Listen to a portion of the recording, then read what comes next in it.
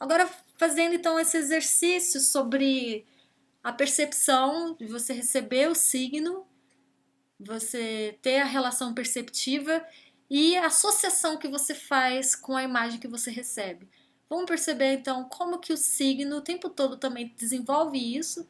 A gente diariamente interpreta, mas nunca prestamos atenção do modo como isso se constitui. Então, vou mostrar imagens para vocês que vocês vão identificar, vão analisar e vão chegar à mesma conclusão a partir desses signos. Vejamos esses exemplos, essa primeira imagem. O que é essa imagem? Quais são os elementos visuais que estão sendo apresentados? Quais são as cores, as formas, as texturas? E o que representa esses elementos visuais?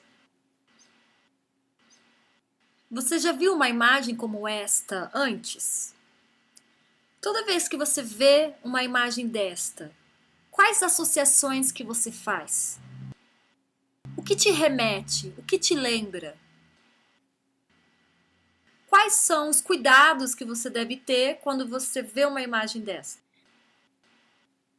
Então, é uma imagem fotográfica que representa tempestade. Toda vez que a gente acorda de manhã e você sai para a janela para ver como está o tempo, você identifica nuvens escuras, o que vocês falam? Vai chover. Deixa eu pegar meu guarda-chuva, pegar um casaco impermeável, porque vai chover. Da mesma forma, quando você abre a janela e vê um céu azul, você vai falar, hoje o dia vai fazer sol. A segunda imagem também é um signo, uma fotografia que simboliza alguma coisa. Então, essa imagem está no lugar de outra coisa. O que seria? Quais são os elementos visuais que estão sendo apresentados? Quais são as cores, as formas, as texturas?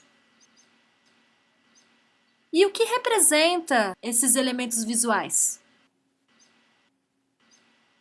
Você já viu uma imagem como esta antes? Toda vez que você vê uma imagem desta, quais associações que você faz?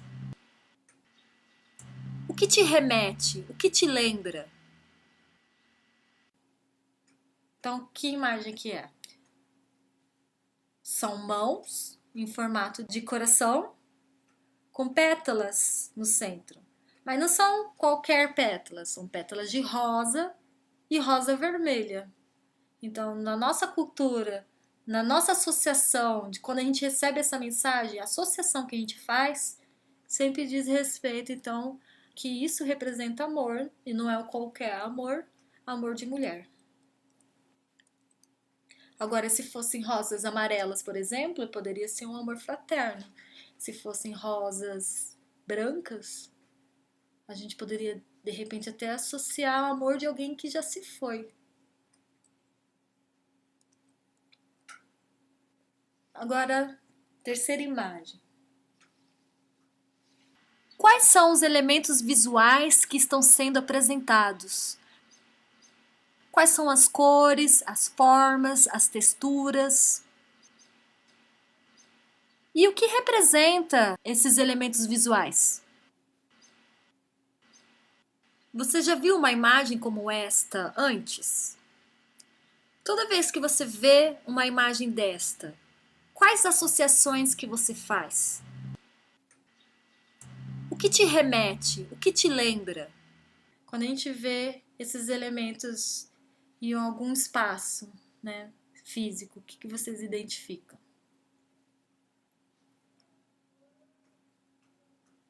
Identificam pegadas. E não é qualquer pegada. Pés descalços. E a pessoa, você consegue apenas com esse signo identificar até o modo com que ela percorreu o que ela deixou enquanto pegada. Você sabe dizer se foi correndo ou se foi andando, se foi andando firme ou se foi escorregando, deslizando. Então você identifica que são passos firmes, porque você vê a profundidade na areia. e que a pessoa está andando porque não tem vestígios da areia. Então é uma imagem que representa, se a gente for falar simbolicamente, se fosse, por exemplo, uma imagem da capa de um filme, a gente poderia dizer que é uma imagem simbólica ou de uma pessoa que está em percurso, uma pessoa que está sozinha, porque não são duas pegadas, é uma pegada só, uma pessoa que está sozinha em busca do seu destino. Porque aqui não mostra para onde ela vai, mas mostra que é firme, retilíneo, sabe para onde está indo. Então é o signo e que a gente consegue ter toda essa representação simbólica. A publicidade utiliza muito desses elementos simbólicos. O design gráfico também. A arte principalmente a arte conceitual.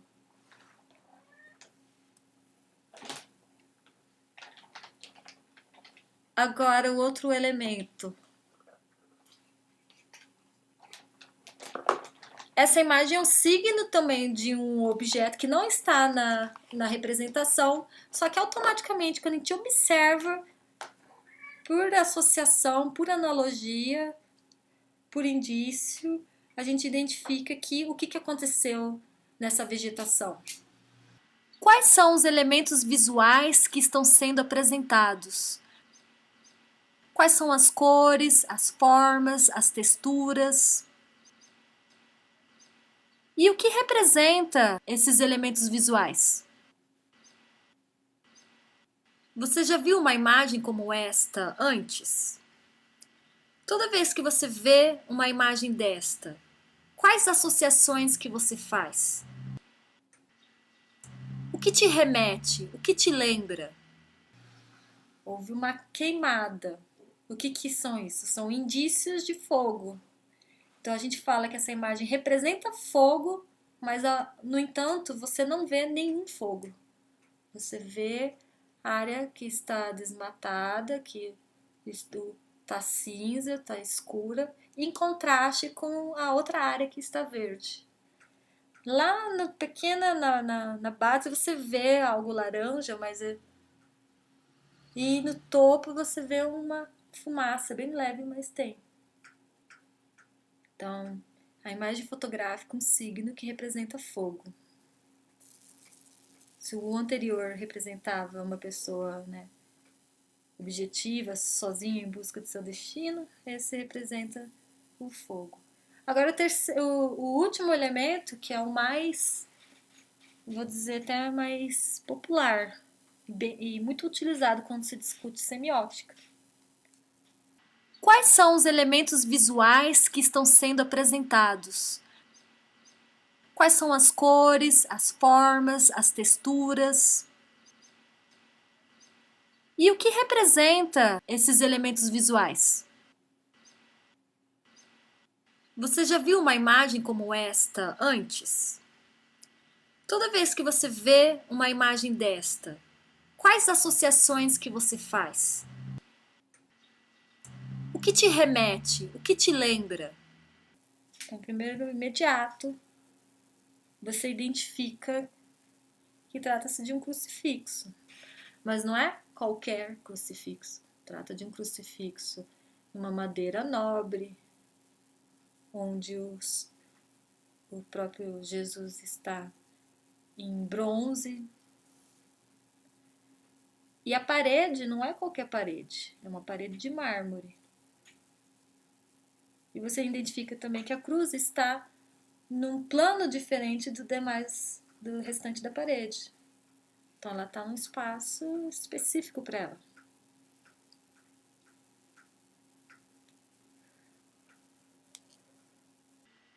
Desta forma, a partir dos elementos apresentados e das associações que fazemos a estes, nós temos a nossa interpretação. Então, o crucifixo é um signo simbólico do quê? Da religiosidade e da fé. Então, esses são exemplos de signos do nosso cotidiano que a gente o tempo todo está interpretando, mas nunca está pensando, porque a semiótica ela tem esse propósito de refletir, na verdade, analisar como que acontece esse processo de significação. Como que a gente cria conceitos de informações que a gente recebe e, ao mesmo tempo, a gente não tem essa consciência. Por isso que a semiótica, ela possibilita uma leitura ativa dos signos que a gente recebe. Principalmente atualmente, né, que tudo envolve publicidade e pesquisa de imagem. Então, quais outros signos do nosso cotidiano a gente pode identificar? Aqui a gente tem algo que a gente lida diariamente.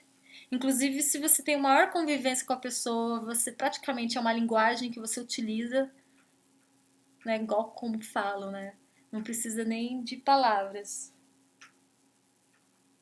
Tem, né, muita mulher que é casada, muito tempo que fala, eu conheço a pessoa pelo olhar. Então aqui a gente vê várias expressões faciais e que a gente realmente consegue ter essas interpretações variadas.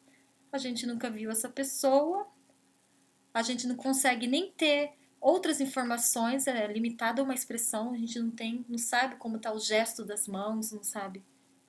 Mas apenas com esses poucos elementos a gente tem interpretações muito específicas.